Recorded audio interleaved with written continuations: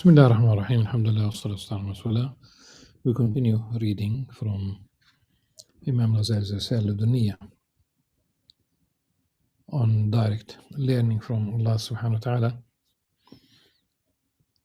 And a reminder about the Arabic edition that we're using the Royal Albert Institute for Islamic Thought edition edited by Dr. Muhammad Ahmed al-Sharif. And we are on literally the very last sentence of page 72. And this is about the second way of second type of learning, or rather it's not really learning at all, since it's inspiration. And the first section was about revelation. So we'll continue reading. The second type is inspiration, ilham. And inspiration is the awakening by universal soul of the individual human soul in proportion to its purity and its receptivity. Again, being taught by النفس الكلي للنفس الجزئي is Neoplatonic language, and I think the argument adds up against the book being by Imam Al-Ghazali, but we'll continue. We are not very far from the end of the book, and then we'll wrap up, inshallah. So the inspiration is awakening by universal soul of the individual human soul in proportion to its purity and its receptivity and the degree of its preparedness. Now, inspiration follows upon revelation, for revelation is the clear manifestation of the divine command. And inspiration is the hinting. The second type is inspiration, and inspiration is the awakening by universal soul of the individual human soul in proportion to its purity and its receptivity and the degree of its preparedness. Now, inspiration follows upon revelation. Follows upon revelation.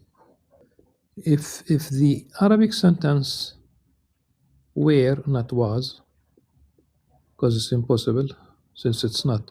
Had the Arabic sentence been وَالْإِلْهَامُ فِي أَثَرِ الْوَحِي, then it follows. Okay? But here it's أَثَرُ الْوَحِي. That is kind of a residue of revelation. There's a trace there of revelation. That's the impact of revelation. It is for revelation is the clear manifestation of the divine command. And inspiration, تعريضه. It's between تصريح and تعريض. So it's like it's a direct revelation is direct, manifest, clear, and inspiration is there is a hint rather than it's there is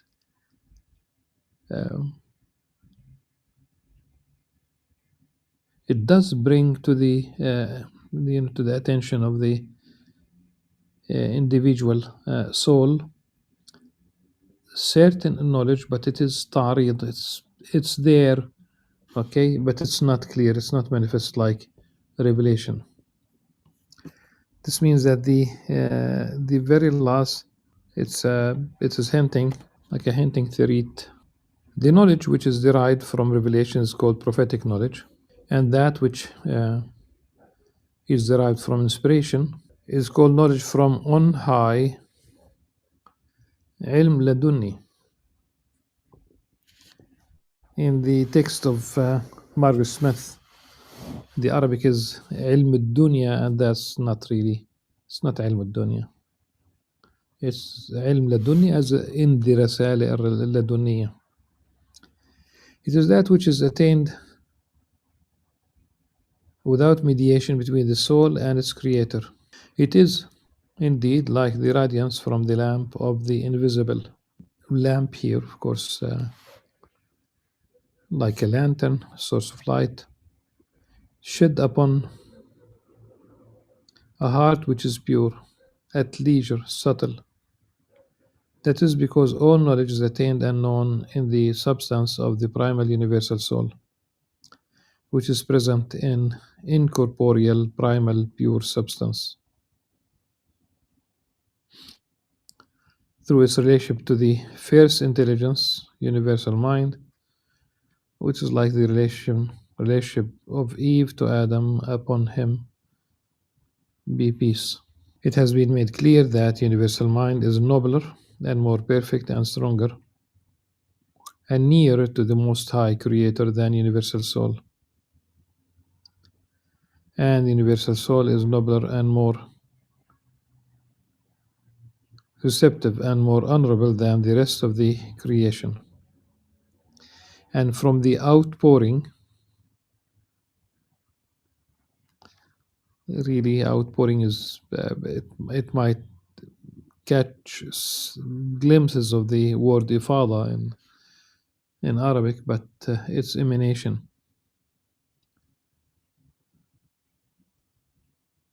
فمن إفاضة العقل الكلي يتولد الوحي ومن إشراق النفس الكلي يتولد الإلهام. Definitely this is not the language of Imam Al-Ghazali.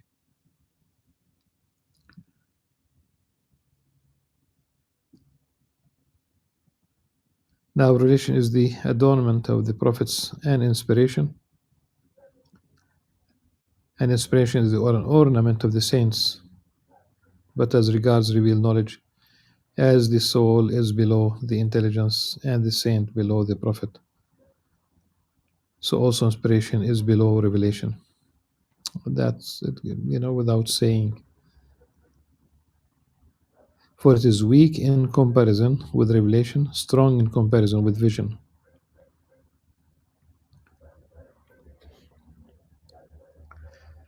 And inspired knowledge is possessed by both prophets and saints.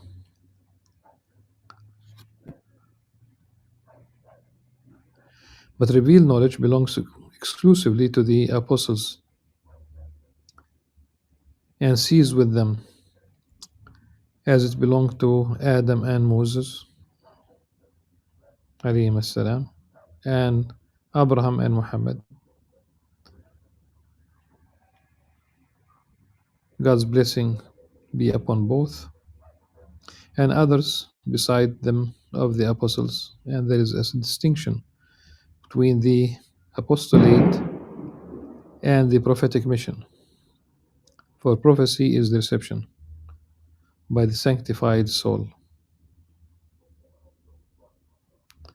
of the true meanings of things known and understood from the substance of universal mind.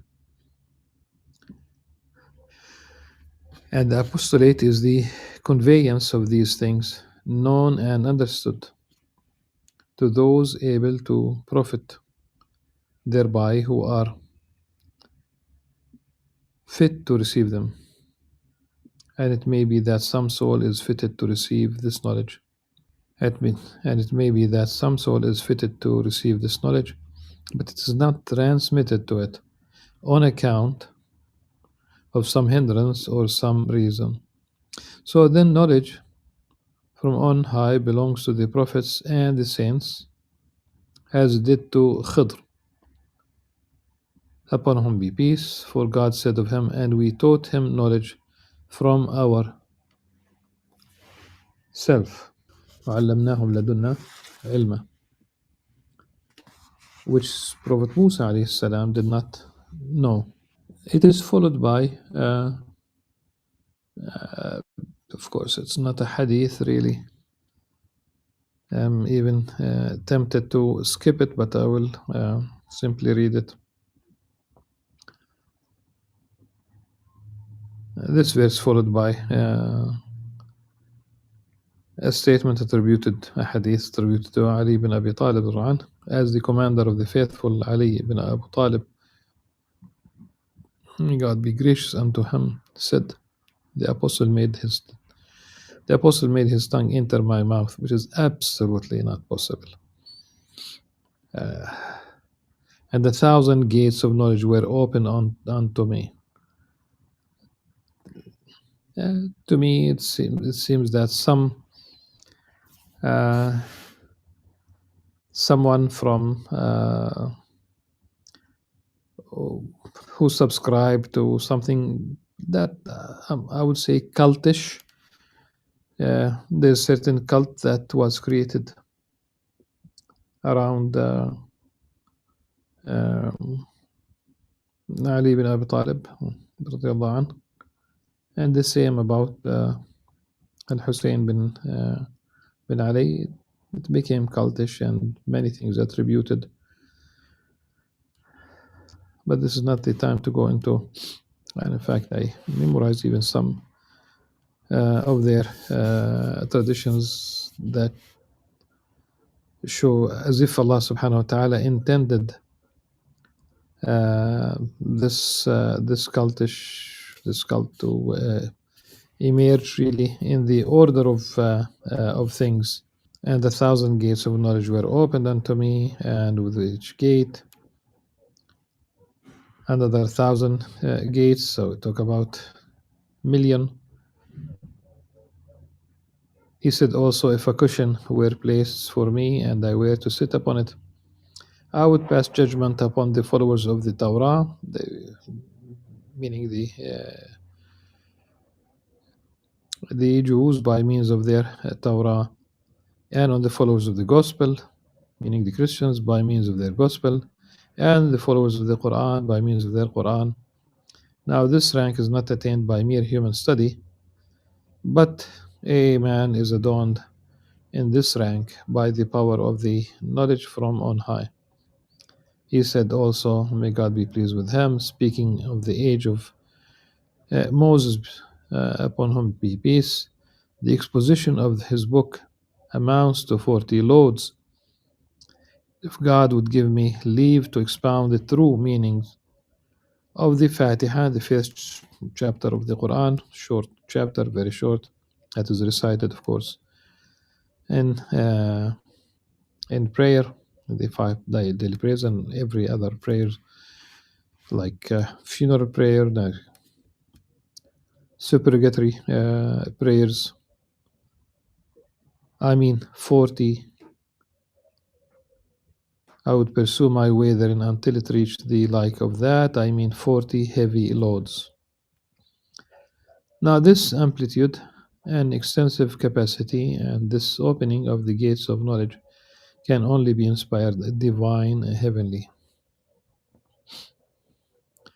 Therefore, when God wishes well to one of his servants, he raises the veil between himself and the universal soul, which is the tablet, and the mysteries of certain created things are manifested in it, and the spiritual meanings of those created things are engraved upon it, and that soul explains them as it wishes to whom he wills among his servants, for true wisdom is attained by knowledge from on high, and so long as a man does not attain to this rank, he is not wise.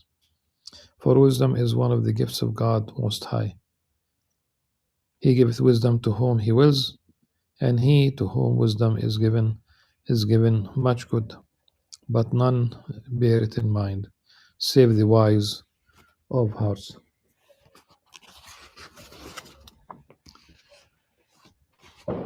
يؤتي الحكمة من يشاء ومن يؤتي الحكمة فقد أوتي خيرا كثيرا وما يذكر إلا أولو الألباب. So who are the Ulul Albab, as it is mentioned here,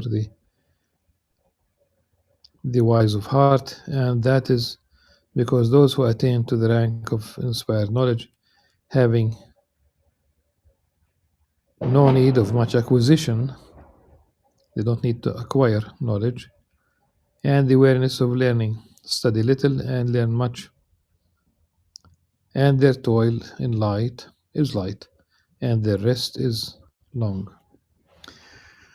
Know that when revelation was cut off, and when the door of the apostolate was closed, talk about Khatm al-Nubuwwah, the Prophet ﷺ being the seal of the prophets, the very last of the prophets.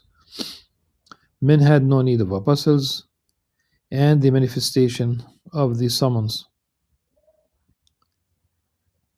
Men had no need of the apostles and the manifestation of summons because the message is preserved. That's very important.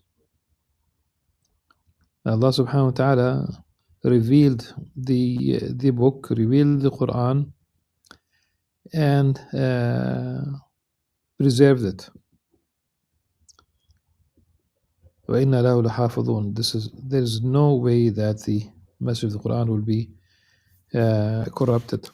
So since the apostolate was closed, men had no need of apostles, and the manifestation of the summons to a new faith after the authentication of the proof and the perfecting of the faith, as God Most High said, اليوم أكملت لكم دينكم. Today have I perfected your religion.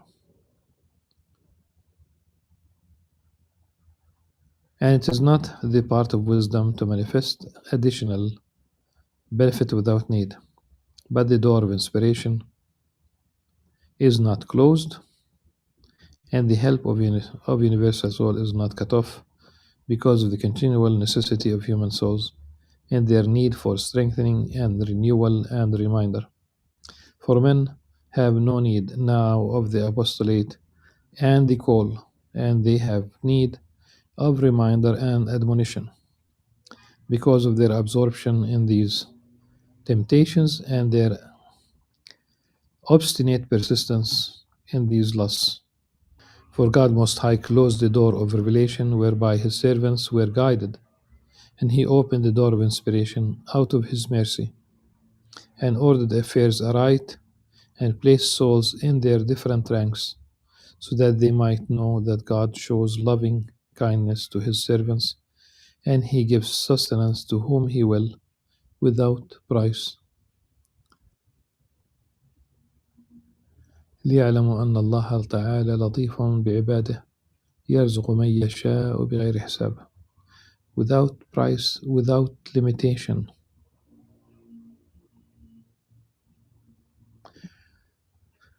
We ask Allah subhanahu wa ta'ala to grant us knowledge and wisdom.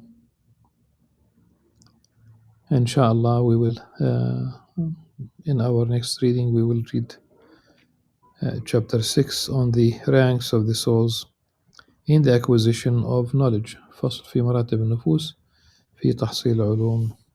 Until then, inshallah, سبحانك اللهم وبحمدك نشهد أن لا نستغفر ونتوب إليك. والسلام عليكم ورحمة الله وبركاته.